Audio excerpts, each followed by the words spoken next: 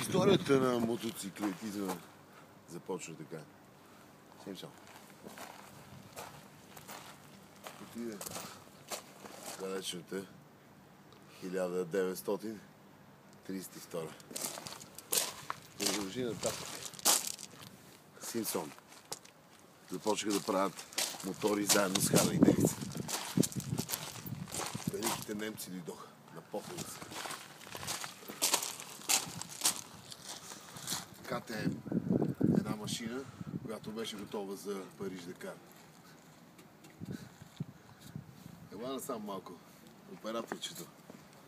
Искам да обърна внимание на детайла на новата джанта, двойно клажеща се. Нататък. Една истинска машина. Стигаме и някъде да е.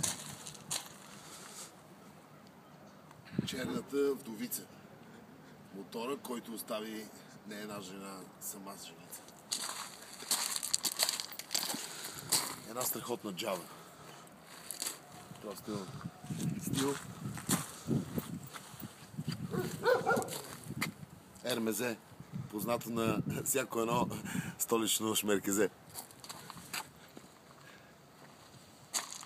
А може би това стил добре ли? Симпсон, с който влезе всеки един руски гибон. Виж колко положението БМВ. Искам да ви покажа сега там и малко рано, защото малко по-близо.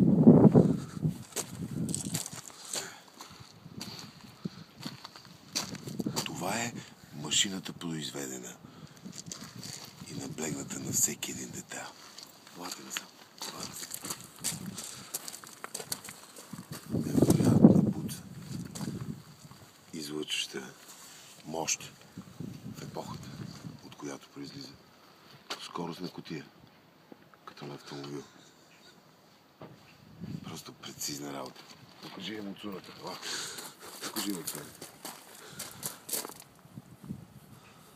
Стил, за който малко хора са можели да платят. Мистер Бил. И естествено малко се дължи. А сега аз отивам да си почина. Представи си ти, кой беше? Аз кой съм бил? Който не знае кой аз съм бил, не отваря то дебил.